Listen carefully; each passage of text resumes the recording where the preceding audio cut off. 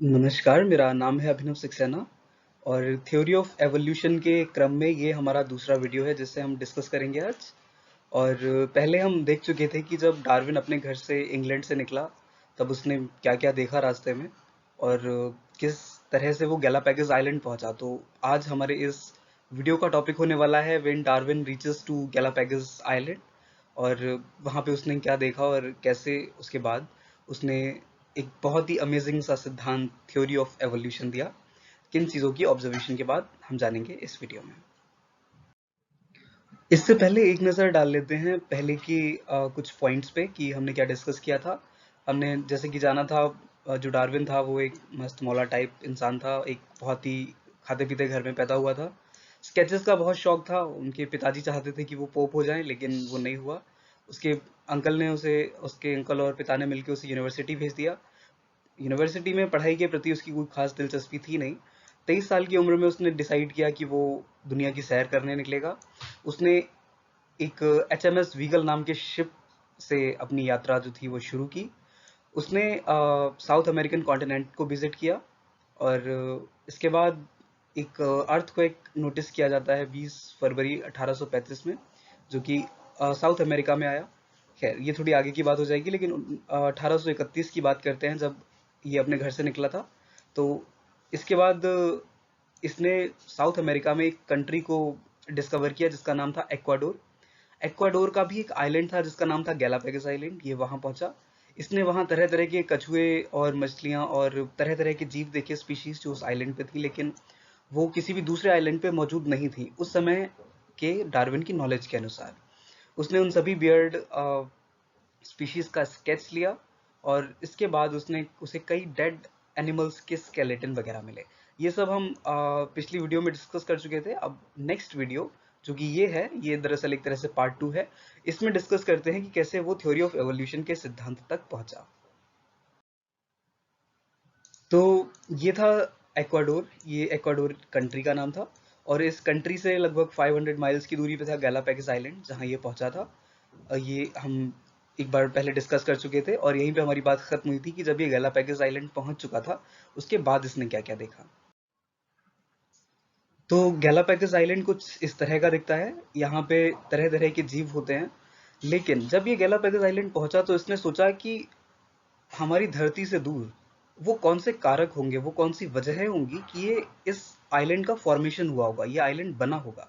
तब वो कुछ प्रिंसिपल्स पे पहुंचा। अगर आप भी सोचे कि ये जगह जो थी कभी पानी के अंदर रही होगी, लेकिन पानी से ऊपर उठ के इस जगह ने इतना अस्तित्व प्राप्त किया, तो वो कैसे किया। इसके बारे में कई सारे थ्योरीज हैं कि यहाँ पे कभी वॉल्केनोज एक्टिविटी हुई होगी, वॉल्केनोज फटे होंगे और टेक्टोनिक प्लेट्स का जो है वो आपस में फॉर्मेशन हुआ होगा। तब ये जगह जगह कभी पानी के नीचे रही होगी और ये पानी से इतनी ऊपर उठ सकी। ठीक है, यहाँ तक हमारी बात समझ में आती है। किसी भी तरह के आइलैंड का जन्म ऐसे ही होता है कि वो सालों पानी के नीचे दबी रहती है, फिर अचानक अचानक नहीं, सालों की टेक्टोनिक प्लेट्स की एक्टिविटी के बाद या वॉल्केनिक एक्टिविटी के बाद कोई भी जगह पानी के अंदर से बाहर निकल के आती है और आइलैंड का निर्माण होता है। इस तरह से आइलैंड बनते हैं। तो इस तरह से ये गैलापागोस आइलैंड बना और यहाँ पे कई तरह की स्पीशीज मौजूद थी। कई तरह की स्पीशीज यहाँ पर पाई जाती थी। ये सारी वो स्पीशीज हैं जो गैलापागोस आइलैंड पे पहले से जब डार्विन गया उस वक्त तब मौजूद थी। और ये बहुत पहले की बात नहीं है, ये मेरे ख्याल में 150 साल कुछ पहले की बात है, 160 170 साल पहले की बात है। अगर आप जाएंगे तो आप भी ये सारी स्पीशीज जो गैलापागोस आइलैंड पे हैं, जो कहीं और देखने को नहीं मिलती, आप इन्हें देख सकते हैं। जैसा कि आप देख सकते हैं गैलापागोस पेंगुइन या फिर Galapagos four seal, Galapagos turtles. ये सब जो स्पीशीज हैं ये सिर्फ आपको गैलापागोस आइलैंड पे ही देखने को मिलेंगी। ये बात तो हमारे समझ में आती है कि कोई भी आइलैंड है तो उसका जन्म किस तरह होता है। हमने देखा कि टेक्टोनिक एक्टिविटी के बाद या वॉल्केनिक एक्टिविटी के बाद कोई भी जो आइलैंड है वो पानी के अंदर से बाहर निकल के आता है, लेकिन वहां जीवन किस तरह पहुंच सकता है। तो डार्विन इस नतीजे पे पहुंचा कि ये जितनी भी स्पीशीज हैं आप जो देख रहे हैं इस वक्त अपनी स्क्रीन पे, ये सारी स्पीशीज कभी उसी धरती से गई होंगी जिस पे हम रहते हैं, लेकिन ये इनमें से कोई भी स्पीशीज उस तरह की नहीं दिखती जिस तरह की स्पीशीज हमारी धरती पे रहती हैं। तो अगर ये यहीं से गई हैं तो उनकी तरह क्यों नहीं दिखती, ये इतना बदल कैसे गई। तो इसे समझने के लिए हमें थोड़ा सा पीछे जाना पड़ेगा। जैसा कि आप देख पा रहे हैं, ये जो परिंदे हैं आपकी स्क्रीन पर, ये दरअसल फिंचेस कहलाते हैं। फिंचेस एक किस्म की चिड़िया होती है, और चिड़िया जो है, जाहिर है कि वो कीड़े खाती है। जब डार्विन उस आइलैंड पे गए, गैलापागोस आइलैंड पे, और उन्होंने इन फिंचेस को देखा, तो उन्होंने पाया कि ये 4 किस्म के अलग-अलग फिंचेस उस आइलैंड के 4 अलग-अलग कोनों में रहती हैं। और इनमें जो खास किस्म का जो फर्क देखा गया, वो फर्क इनकी चोंच में देखा गया। तो डार्विन इस नतीजे पे पहुंचा कि ये जो पहले नंबर की जो फिंच है, इसकी चोंच ज्यादा चौड़ी है। तो उसने देखा कि इसने अपना घर एक ऐसी जगह पे बनाया हुआ है जिस जगह पे बहुत ज्यादा जमीन में गड्ढा करके खोदने की जरूरत नहीं है, क्योंकि जो कीड़े होते हैं वो जमीन के अंदर पाए जाते हैं, और चिड़िया जो है उन्हें खोद के खाती है और अपना सर्वाइवल चलाती है। इसी तरह से उसके लिए एक शार्प और पैनी चोंच चाहिए, जो कि चौथे नंबर की चिड़िया के पास है, लेकिन पहले नंबर की चिड़िया के पास नहीं है, पहले नंबर की फिंच के पास नहीं है। तो उन्होंने देखा कि इसने अपना घर एक ऐसी जगह पे बनाया हुआ है जिस जगह पे सतह पे कीड़े मकोड़े वगैरह मिल जाते हैं, जिससे कि ये अपना सर्वाइवल कंटिन्यू कर सकती है। दूसरे नंबर की चिड़िया के साथ भी ऐसा ही है, जिसे बहुत आसानी से कीड़े मकोड़े मिल जाते हैं और जो अपना सर्वाइवल चलाती है। और चौथे नंबर की चिड़िया पे उन्होंने देखा कि ये एक ऐसी जगह पे रहती है जहाँ की जमीन थोड़ी सी कठोर है, और जहाँ लगातार जमीन में चोंच मारने के बाद ही उसको कीड़े मकोड़े मिल सकते हैं खाने के लिए। तो इसके लिए एक शार्प चोंच की जरूरत है। तो बाय द टाइम ये चोंच डेवलप हुई होगी, लेकिन ये चारों किस्म के परिंदे आए एक ही जगह से होंगे। एक ही जगह से आने के बाद ये आइलैंड के अलग अलग कोनों में रहे, और उन कोनों में जरूरत के हिसाब से इन परिंदों ने अपने आप को उस तरह के माहौल में ढाला। इस एक माहौल को डार्विन ने नाम दिया प्रिंसिपल ऑफ नेचर सिलेक्शन। यानी कि मान लीजिए कोई एक तरह की चिड़िया है, वो अपने खाने के लिए अगर सामान नहीं जुटा पाती, तो ये भी मुमकिन है कि उसकी तादाद धीरे धीरे कम होने लग जाए और एक वक्त के बाद वो मिट जाए। चलिए इस बात को हम एक एग्जाम्पल से समझते हैं, एक उदाहरण से समझते हैं। आपकी स्क्रीन पर दो तरह के पतंगे हैं। एक को बोलते हैं ब्लैक पेपर्ड मॉथ, दूसरे को बोलते हैं वाइट पेपर्ड। तो एक छोटी सी कहानी है इसके पीछे। एक बार बहुत कुछ अरसे पहले, 18th सेंचुरी के आसपास या 19th सेंचुरी के आसपास, इंग्लैंड में, इंग्लैंड के लंदन में ऐसा देखा गया कि कारखाने वगैरह लगे हैं और उन कारखानों से बहुत सारा धुआं निकलता है। वो धुआं एक स्पेसिफिक जगह पे जाता था, और वहाँ जाहिर है कई तरह की बस्तियां थी, और बस्तियां थी, जंगल थे, कई तरह की जीव वहाँ पे रहते थे। तो जब वो धुआं एक जगह पे जाने लगा, तो कुछ 100 साल बाद या 50 60 100 साल बाद वहाँ की कुछ पतंगे थे जो कि वाइट पेपर्ड मॉथ हुआ करते थे। अचानक ये देखा गया कि ये जो व्हाइट पेपर्ड मॉथ है, इनकी जो तादाद है वो इवेंचुअली कम होने लग रही है, और जो ब्लैक पेपर्ड मॉथ हैं उनकी जो ये ब्लैक पेपर्ड पतंगे हैं, इनकी तादाद धीरे धीरे बढ़ने लग रही है। ये नोटिस की गई बात, लेकिन इसके पीछे के कारण लोगों को समझ नहीं आए उस वक्त तक। लेकिन फिर क्या हुआ, क्योंकि उस जगह पे आबादी थी जहाँ पे कारखाने का धुआं पहुंचता था, धीरे धीरे इसके बाद कुछ रेवोल्यूशंस हुए वहां पर, और ये तय हुआ कि ये जो धुएं वाली जितनी भी फैक्ट्रियां हैं, वो शहर से एक निश्चित दूरी पर होंगी, शहर के पास नहीं होंगी।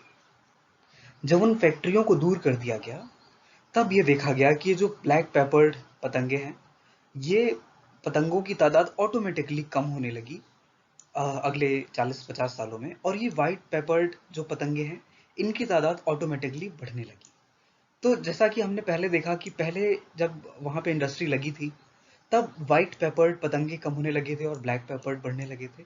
लेकिन जब वहां से इंडस्ट्री हटा ली, इंडस्ट्री का धुआं वहां पे नहीं आने लगा, तब व्हाइट पेपर्ड किस्म के जो पतंगे थे, इनकी तादाद बढ़ने लगी। यहाँ से एक बात तो ये समझ में आती है, जो डार्विन के स्टेटमेंट को जस्टिफाई करती है, कि जो भी पतंगे या जो भी जीवाश्म हैं, वो अपने आप को उस माहौल के हिसाब से ढाल लेते हैं जिस माहौल में वो रह रहे हैं। क्योंकि व्हाइट पेपर्ड पतंगे ने अपने आप को इस माहौल में ढाला कि वो धुएं जैसी चीजों में भी रह सके, धुएं जैसे पोल्यूशन में भी रह सके वो, और उसकी स्किन का कलर ऑटोमेटिकली ब्लैक होने लगा और ये ब्लैक पेपर पतंगे जाने गए। जब वहां से वो फैक्ट्रियां वगैरह हट गई तब इसने अपनी वापस नेचुरल स्टेट जो कि वाइट पेपर्ड मॉथ थी उसमें आना शुरू कर दिया। तो डार्विन के स्टेटमेंट को जस्टिफाई करता हुआ ये एक एग्जाम्पल है जो हमें ये बताता है कि सर्वाइवल ऑफ द फिटेस्ट वाली बात को जो जस्टिफाई करता है कि जो भी अपने आप को उस पर्टिकुलर जगह के आधार से ढाल लेगा, आधार के अनुकूल कर लेगा, वो तो रह जाएगा और जो नहीं ढाल पाएगा वो धीरे धीरे विलुप्त होना शुरू हो जाएगा।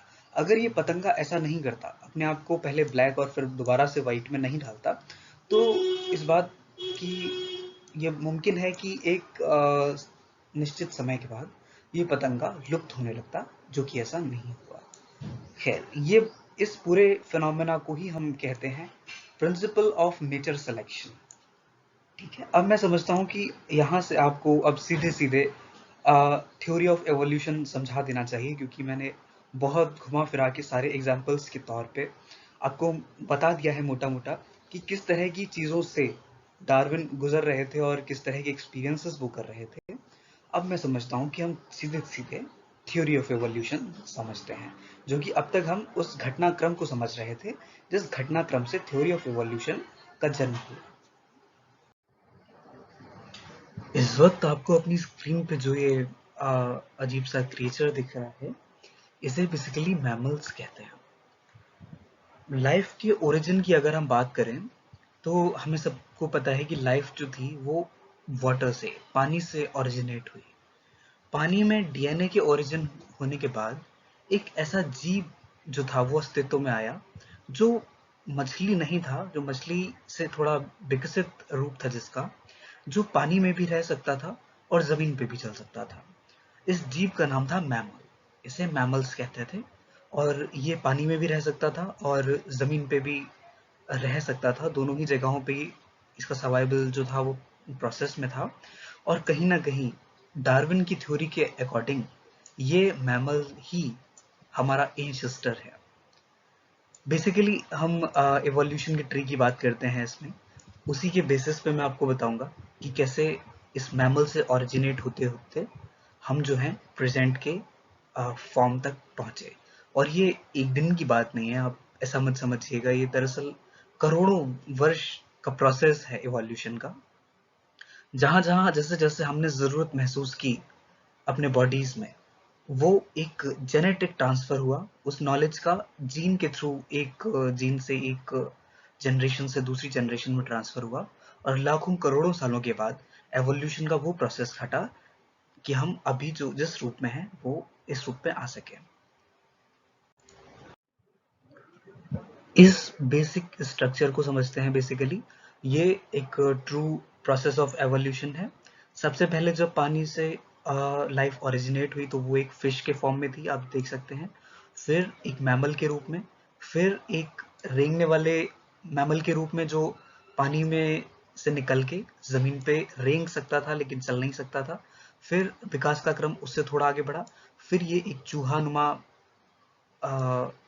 एक मैमल की शक्ल में पाए गए। फिर एक ऐसे मैमल के रूप में पाए गए जो अपने आप को प्रोटेक्ट भी कर सकते थे। जब कहा जाता है कि वो दौर डायनासोर्स के दौर का दौर था, तब ये जमीन के अंदर गड्ढा खोद के या किसी भी तरीके से अपने आप की रक्षा कर सकते थे। उसके बाद ये प्रोसेस थोड़ा और आगे बढ़ा तो ये गड्ढा खोदने के साथ साथ बड़ी बड़ी छलांगे भी लगा सकते थे। इनकी पूंछ थोड़ी लंबी होने लगी थी और अपनी पूंछ का यूज करके ही ये पेड़ पे लटक सकते थे या अपने सर्वाइवल के जो तरीके थे उनमें इजाफा कर सकते थे। इनका ही एक और विकसित फॉर्म आया। उसके बाद ये थोड़ा थोड़ा मंकीज के, बंदर के फॉर्म में ट्रांसफॉर्म होना शुरू हो गए। मंकी से हमें पता है जब इन्होंने अपनी यात्रा शुरू की और ये बहुत दूर तक का सफर इन्होंने जब तय किया, मंकीज जब ये थे अपने चार पैरों पे चलते थे, इन्होंने कोशिश की अपने आगे वाले दो पैरों को उठाने की और फिर चलने की, तो उस कोशिश में कामयाब रहे अंततः। और इनके हाथ और पैर मतलब दोनों की लंबाई सेम होती थी। अभी हमारे हाथों और पैरों की लंबाई सेम नहीं होती, उस वक्त सेम होती थी, लेकिन फिर भी ये चलते रहे और इन्होंने कई तरह के मुश्किलातों का सामना किया। इसके लिए मैं एक सेपरेट वीडियो बनाऊंगा जो एक विजुअलाइज वीडियो होगा, उसे देख के आपको एक्सपेरिमेंटली बहुत ज़्यादा अच्छे से समझ में आएगा, जो कि इसी सीरीज का एक और वीडियो होने वाला है। इसके बाद इनके हाथों का यूज जो था इनके पैरों के मुकाबले थोड़ा कम हुआ, तो इनके पैरों की मसल बहुत ज़्यादा स्ट्रांग होने लगी, क्योंकि पैरों से ये भागने दौड़ने और चलने का काम लेते थे, शिकार करते थे, तो पैर मेन रोल में आ गए। और हाथों का जो यूज था वो पैरों के मुकाबले थोड़ा कम था, तो हमारे अभी भी पैरों की मसल्स जो होती हैं हाथों के मुकाबले कई गुना ज़्यादा मजबूत होती हैं। आप कम से कम 4-5 गुना ज़्यादा वजन अपने पैरों से उठा सकते हैं अपने हाथों के मुकाबले। उसी के साथ ये थोड़ा और ओरिजिनेट होते गए, और ओरिजिनेट होते हुए ये उस अवस्था को धीरे धीरे प्राप्त हुए जिस अवस्था में हम अभी हैं। इस पूरे ही अवस्था को हम बेसिकली एवोल्यूशन का प्रोसेस कहते हैं।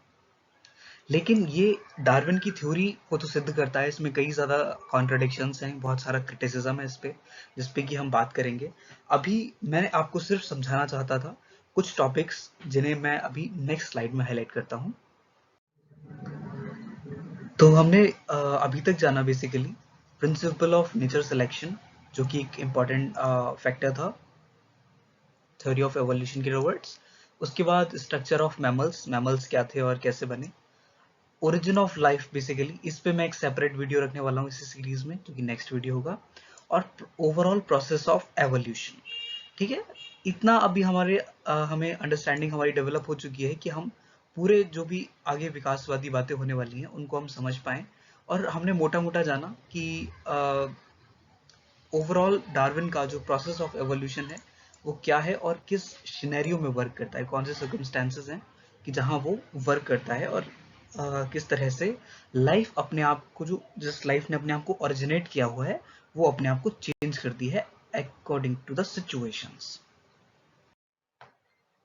इसके अलावा अगर आपकी कोई भी सजेशन या क्वेरीज हैं तो आप मुझे मेरी मेल आईडी पे लिख सकते हैं। मैंने ये सारी इन्फॉर्मेशन यहाँ मेंशन की हुई है। आप मुझसे फेसबुक पे भी जुड़ सकते हैं, और राइट डाउन कीजिए कमेंट सेक्शन में जो भी आपकी क्वेरीज या फिर कंसर्न्स हैं।